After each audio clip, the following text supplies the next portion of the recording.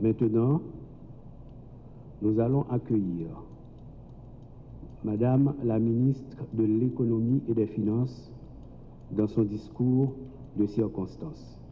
Madame Kathleen Florestal. Monsieur le Premier ministre, Mesdames, Messieurs les ministres, Monsieur le Président du Conseil supérieur du pouvoir judiciaire, Messieurs les membres de la Cour supérieure des comptes et du contentieux administratif, Monsieur le gouverneur de la Banque de la République d'Haïti, Madame la représentante spéciale adjointe du secrétaire général des Nations Unies, Mesdames, Messieurs les ambassadeurs et les représentants du corps diplomatique et consulaire, Messieurs les représentants du haut état-major de la police nationale d'Haïti et des forces armées d'Haïti, Monsieur le directeur général de l'unité de lutte contre la corruption, Mesdames, Messieurs les coordonnateurs et directeurs généraux, honorables magistrats des différents cours de tribunaux de la République, Mesdames, Messieurs, représentants de la société civile et du secteur privé des affaires,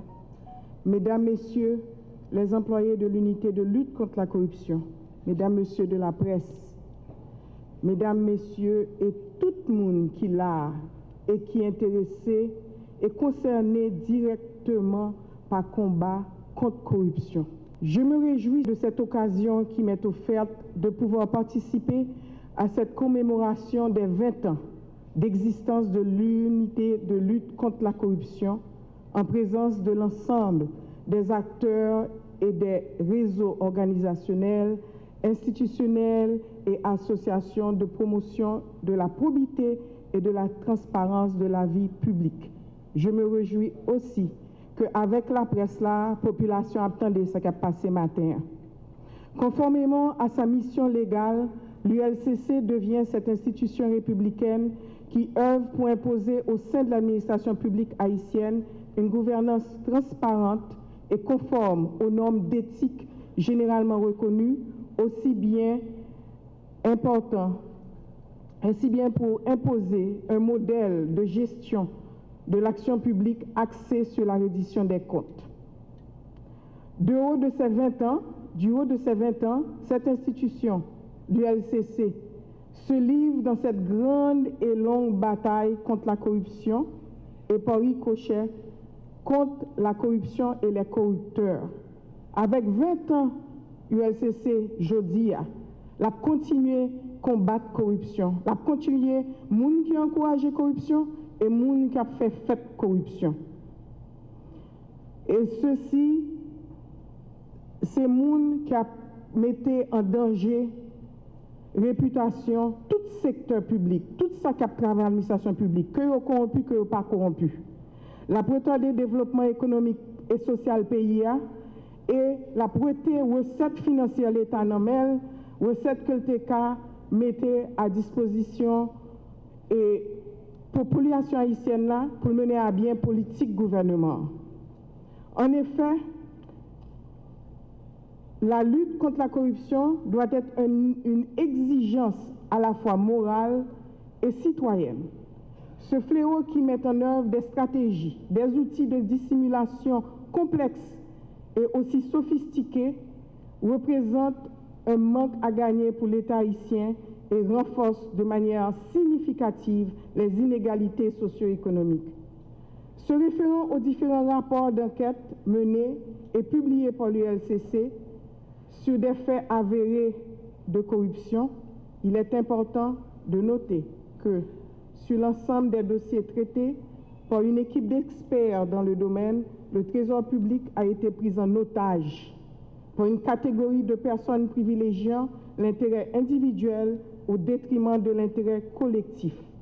M'a dit tout le monde que dans tout dossier ULCC traité, les joignent monde que le pensée qui fait des actes qui privilégient intérêt mounio au lieu intérêt l'État et intérêt population haïtienne.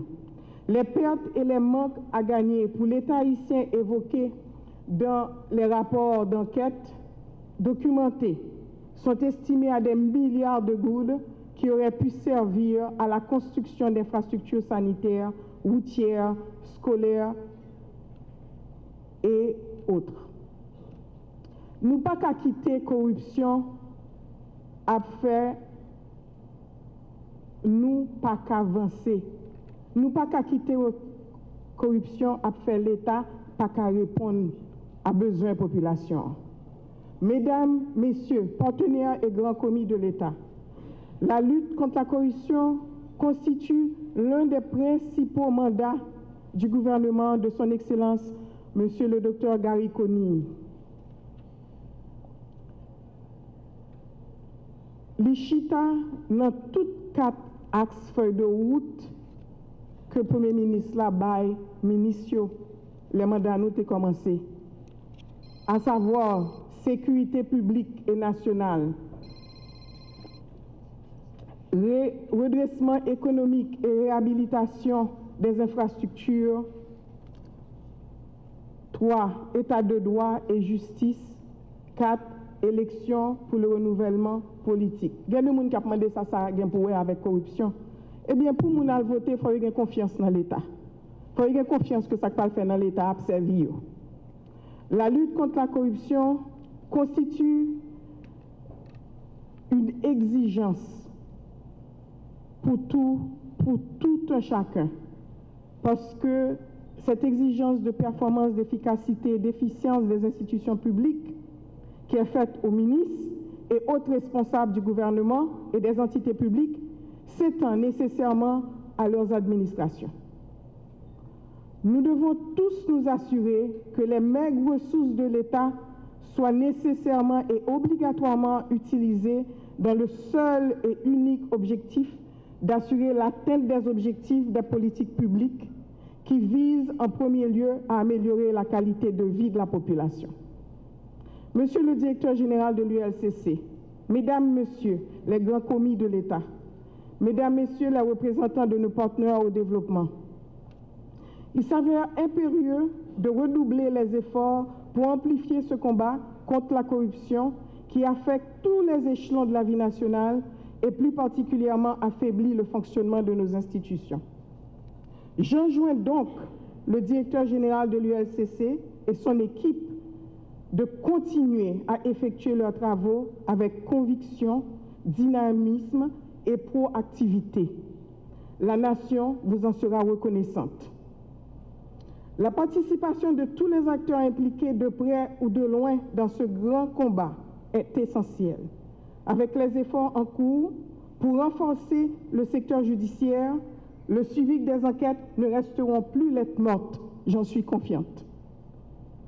Je profite également pour insister sur la poursuite et même l'amplification de l'indispensable nécessité d'étroite collaboration de l'ULCC avec les autres institutions poursuivant la promotion de la transparence, la reddition des comptes et la lutte contre la corruption. Au-delà du système judiciaire et des autres cours de justice, je pense en particulier à l'Inspection générale des finances, le CONAD et l'UCREF. J'enjoins aussi la société civile, les citoyens, les écoles et les universités à participer à ce grand combat contre la corruption. Je vais répéter ça en créole. Je relève tout le monde, société civile, là, citoyens, l'école, élèves l'école, universitaires pour participer dans le grand combat contre la corruption. Pour notre part, au ministère de l'Économie et des Finances, ministre de tutelle de l'ULCC, nous nous sommes déjà engagés à mettre à l'écart les mauvaises pratiques de gestion qui facilitent la corruption. C'est un travail de longue haleine, mais que nous devons tous embrasser et amplifier durant les prochains mois. À la fin de notre mandat, nous comptons être en mesure de rendre un hommage mérité à celles et ceux qui ont œuvré pour nous léguer des institutions sur lesquelles la prochaine administration pourra compter et en lesquelles le citoyen haïtien pourra compter également. Donc, nous pensons que c'est pour nous passer toute année à travail pour que nous-mêmes, nous, chaque monde qui a une responsabilité dans l'État, et citoyens, que nous travaillons contre la corruption, nos gens que nous quittons l'administration de l'État, chita en moyen pour prochaine administration qui venir, qui travaille avec eux, avec moins de problèmes, moins d'écueils. Voler l'État, c'est voler peuple haïtien. C'est voler rêve, chaque graine dans nous. C'est voler vision, rêve et obliger yo pas quoi gain futur pour yo dans pays nous. Dans ce sens ça, moi d'accord avec le représentant adjoint des Nations Unies qui dit que corruption c'est criminel et immoral. M'a répété encore. Moun qui fait acte corruption, les criminels, il fait crime contre nous toutes parce que l'obligé de vivre dans une situation que nous ne pouvons pas vivre. La corruption est un fléau. Œuvrons tous pour son éradication et le respect du bien commun. Je vous remercie. Avec la presse là, la population a qu'à comprendre ce qui a passé. Les gens qui font la corruption font crime contre nous toutes. Pour les gens qui volent et pour les gens qui ont voté, il y a un problème de confiance. Le suivi des enquêtes ne resteront plus lettres mortes. Tels sont les propos de Madame la ministre des Finances, Kathleen Florestal. À présent, il nous échoit l'honneur d'accueillir le Premier ministre, Dr Gary Conille, qui va nous livrer son discours en la circonstance. Mesdames et Messieurs les ministres,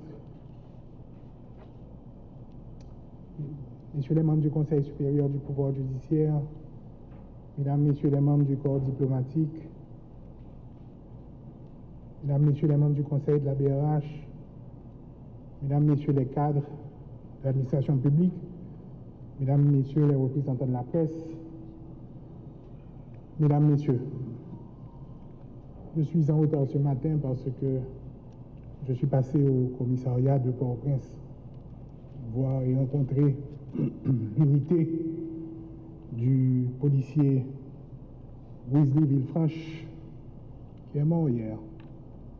Il a reçu une balle à l'œil et je voulais rencontrer l'unité, évidemment leur présenter la sympathie de la primature évidemment, mais du peuple haïtien en entier. Un policier de plus, un policier de trop, et qui nous rappelle tous les jours que nous devons faire plus pour les encadrer. Je vous demanderai de vous lever pour une minute de silence pour Wesley Villefranche, mais pour tous les policiers qui sont tombés, pour pouvoir nous donner un peu plus de sécurité.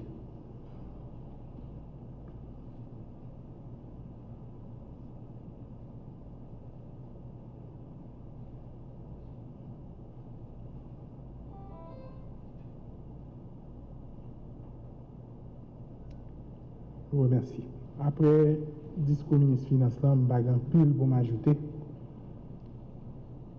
Mais il faut me dire quand même que nous sommes ici aujourd'hui pour un moment significatif. Nous célébrons les 20 ans de l'unité de lutte contre la corruption. 20 ans, ce n'est pas seulement une date sur le calendrier, c'est un jalon de notre combat collectif contre un fléau qui mine notre société, affaiblit notre démocratie et étouffe notre développement. Et aujourd'hui, encore une fois, nous disons, ça suffit. Mon ami et frère Kofi Annan, et que son âme repose en paix, un homme dont la sagesse continue à nous inspirer, a dit un jour, la corruption est un mal insidieux qui appauvrit les nations, sape la démocratie et érode la confiance dans les institutions. Mesdames et messieurs, nous devons faire de la lutte contre la corruption une priorité absolue. Et c'est ce qui motive chaque jour, c'est ce qui me motive chaque jour à la tête du gouvernement. Dès mon entrée en fonction, j'ai pris des mesures concrètes. La circulaire numéro 001 du 25 juin 24 est un premier pas vers la construction d'un État où la transparence et l'intégrité sont les piliers de notre gouvernance. Nous avons créé un ministère spécifiquement dédié à assainir nos institutions et à mettre fin à la corruption et à l'impunité. C'est une tâche immense. Mais comme disait Nelson Mandela, cela semble toujours impossible jusqu'à ce que ce soit fait. 30% des fonds publics, 30%, c'est l'estimation de ce que nous perdons chaque année à cause de la corruption. 30%. Imaginez ce que nous pourrions accomplir si ces ressources servaient à construire des écoles, des hôpitaux, des routes. Imaginez si chaque centime d'argent public était utilisé pour les biens du peuple haïtien. Je dis à m'a visité le commissariat pour l'instant, évidemment, monsieur a présenté une doléance, je suis quand même assez impressionnant. Pas qu'on est qui paraît pour le faire bac, tout est paré pour avancer sous bandit, tout est paré pour reprendre. Ça y est, les territoires perdus. Mais il a montré un bâtiment, il a montré un côté où dormir, il a montré l'électricité que vous avez gagné, il y a même un pompier à côté qui a servi, mais dans des circonstances vraiment totalement inacceptables. Il a montré un dernier pick-up qui chargeait à balle. Et évidemment, tout ça a demandé l'État, c'est bon, ça a besoin pour nous continuer à vous mettre. Et m'a demandé tête moi, si nous avons les moyens. Eh bien, 30% de moyens, il va là. Ou un individu, ou un haïtien, qui décide que l'intérêt parle, plus important que l'intérêt communautaire. Et c'est pourquoi mon gouvernement mobilise tous les moyens pour inverser cette tendance destructive. Et mes amis, croyez-moi, on va le faire. Nous savons que la lutte contre la corruption n'est pas une simple question de loi et de décret. Elle demande une approche globale, fondée sur des stratégies qui ont fait leurs preuves à travers le monde. En plus des structures institutionnelles existantes déjà, le gouvernement de transition se propose de d'abord renforcer la transparence financière en mettant en place un système de suivi budgétaire électronique accessible au public. Nous allons devoir faire mieux pour protéger les lanceurs d'alerte. Nous devons encourager les fonctionnaires et citoyens à signaler les actes de corruption. Un cadre juridique robuste qui protège les lanceurs d'alerte contre les représailles est crucial. Nous mettrons en place des canaux sécurisés pour que les dénonciations puissent être faites en toute sécurité. Mes chers compatriotes, il faut que nous dénoncions si là qu'a touché comme l'État sans ne pas travailler. La prochaine semaine, nous avons que nous mettons en place un paquet de structures pour nous assurer que le monde qui a touché dans l'État effectivement apprenne ces populations au service.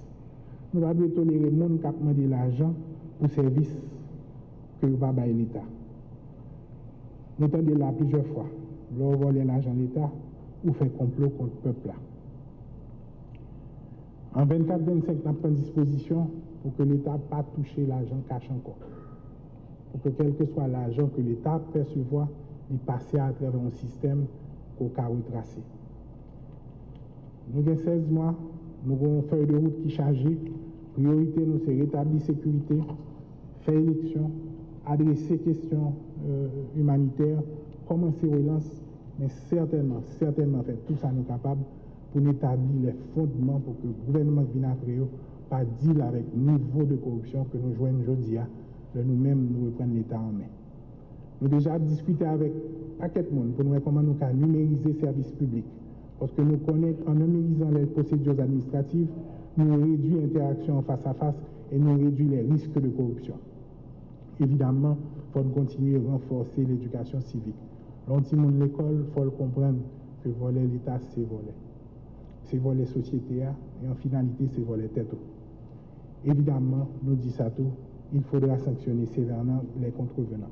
La justice, et je vois le commissaire du gouvernement, la justice devra jouer son rôle. Les dossiers qui vous sont acheminés doivent avoir des suites. La nation doit avoir du progrès dans ce sens et je compte sur vous. Mesdames, Messieurs, l'ULCC a été créé en 2004 pour répondre à la dérive de la gestion publique. Avec ses maigres ressources, elle nous a déjà démontré ce que l'État peut réaliser. En 20 ans, elle a récupéré près de 50 millions de dollars Elle a traité plus de 1200 cas de corruption et formé près de 5000 agents publics. C'est remarquable. Ces résultats prouvent que nous pouvons inverser la tendance. Cependant, cette lutte ne peut être celle d'une seule institution. Elle doit mobiliser toute la nation. Nous savons que ce combat ne sera pas facile.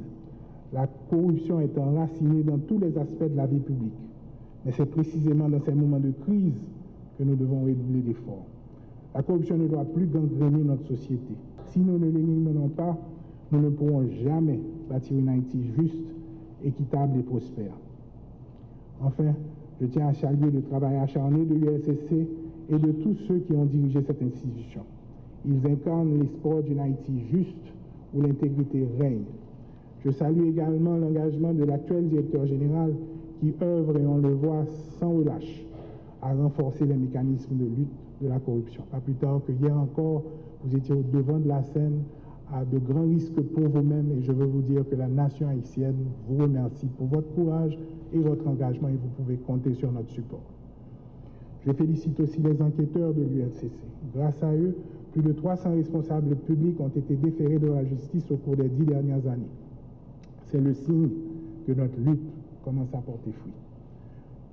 Je n'oublie pas les organisations de la société civile qui sensibilisent la population à l'importance de cette bataille. Leur soutien est essentiel. Nous avons tous un rôle à jouer. Je rends hommage à ceux qui seront honorés aujourd'hui. Votre parcours témoigne de valeurs de loyauté et d'intégrité. Ensemble, nous allons redoubler d'efforts pour éradiquer la corruption et construire une Haïti transparente, juste et prospère. Au nom du gouvernement haïtien, je vous souhaite une excellente célébration des 20 ans de l'ULCC. Que cette institution continue à être une force motrice pour l'intégrité et la transparence de notre pays. Je vous remercie.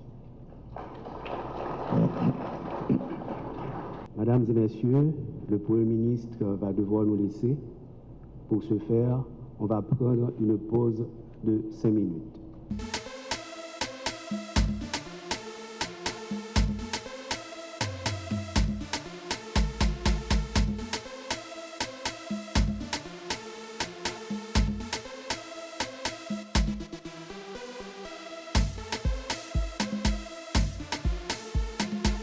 « 8 septembre 2004, 8 septembre 2024, déjà 20 ans que l'ULCC travaille pour favoriser la transparence dans la gestion de la chose publique.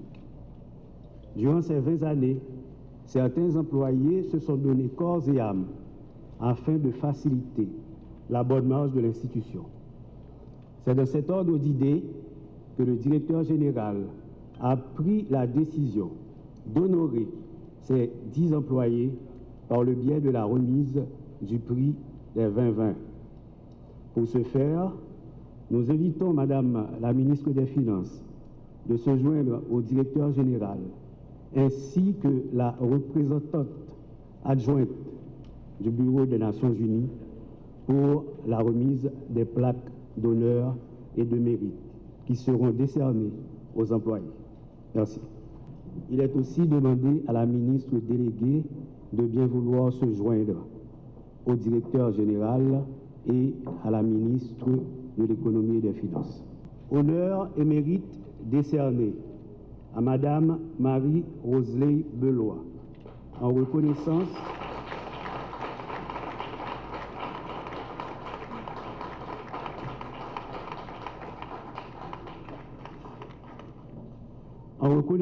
des 20 années de service exemplaire au sein de l'unité de lutte contre la corruption. Votre engagement constant et votre contribution ont durablement renforcé les valeurs de justice et d'intégrité qui guident notre institution. Fait à Port-au-Prince le 6 septembre 2024.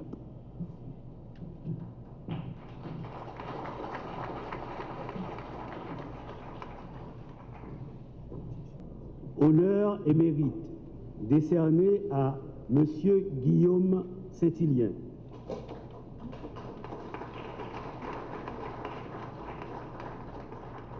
En reconnaissance de ses 20 années de service exemplaire au sein de l'unité de lutte contre la corruption, l'ULCC vous exprime sa profonde gratitude pour votre loyauté indéfectible, votre dévouement constant et votre esprit de collaboration.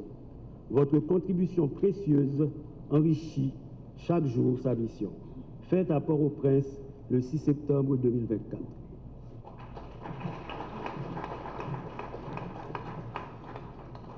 Honneur et mérite décerné à Madame Henriette Chéry.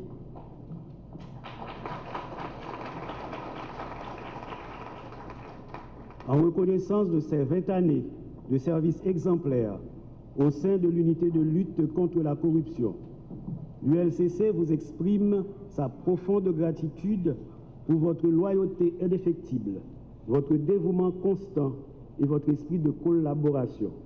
Votre contribution précieuse enrichit chaque jour sa mission. Faite à Port-au-Prince le 6 septembre 2024.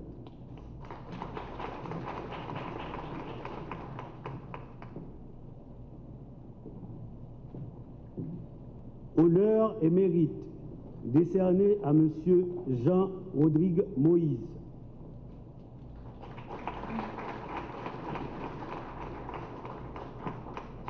En reconnaissance de ses 20 années de service exemplaire au sein de l'unité de lutte contre la corruption, l'ULCC vous exprime sa profonde gratitude pour votre loyauté indéfectible, votre dévouement constant et votre esprit de collaboration. Votre contribution précieuse enrichit chaque jour sa mission. Faite à Port-au-Prince le 6 septembre 2024.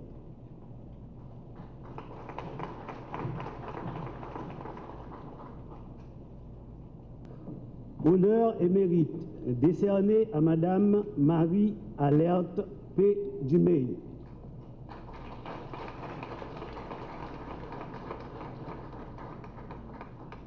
En reconnaissance de ses 20 années de service exemplaire au sein de l'unité de lutte contre la corruption, l'ULCC vous exprime sa profonde gratitude pour votre loyauté indéfectible, votre dévouement constant et votre esprit de collaboration. Votre contribution précieuse enrichit chaque jour sa mission. Faite à Port-au-Prince le 6 septembre 2024.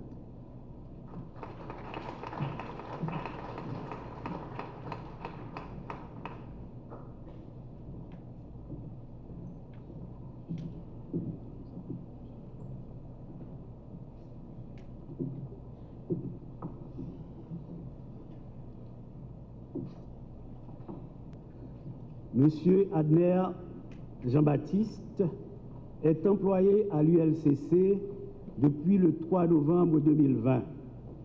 De cette date à nos jours, il occupe la position d'agent de surface. Cette année, Monsieur Jean-Baptiste s'est particulièrement distingué par sa ténacité, son assiduité, sa disponibilité, la régularité à son poste, son sens du service et du travail bien fait. Compte tenu de ces facteurs, il est nommé employé de l'année.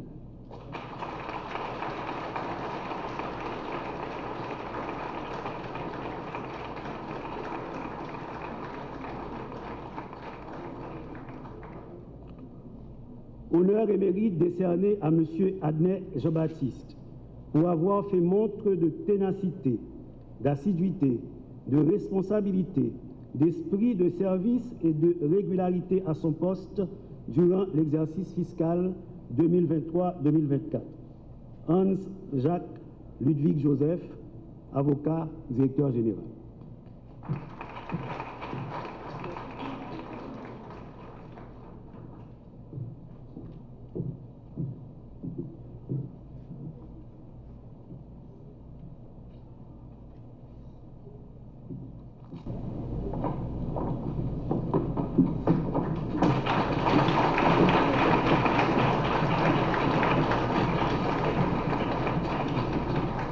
Les membres du service de protocole sont invités à accompagner les dignitaires pour la visite de la salle des archives.